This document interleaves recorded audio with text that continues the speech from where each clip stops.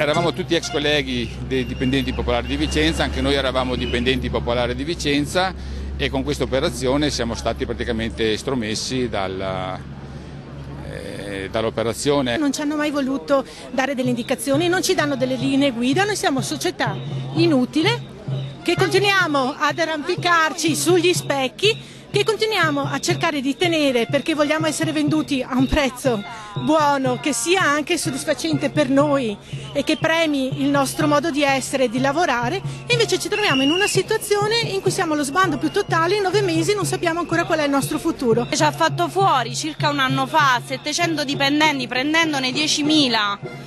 Non è una cosa corretta, per noi è altamente discriminatorio. È la rabbia dei lavoratori delle 10 società collegate all'ex Popolare di Vicenza in manifestazione davanti alla sede di Banca Intesa, ex BPV, in via Battaglione Framarin.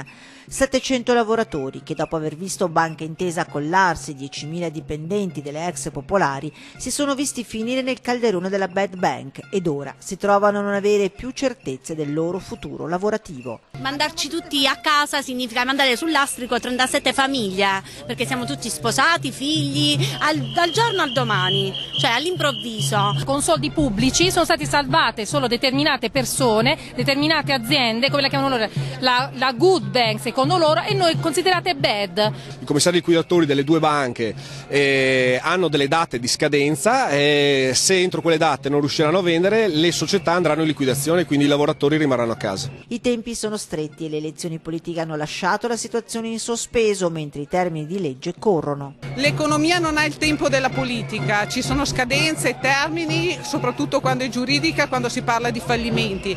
Quindi noi come sindacato a tutela di questi lavoratori vogliamo tenere alta l'attenzione e richiediamo l'impegno di tutte le parti.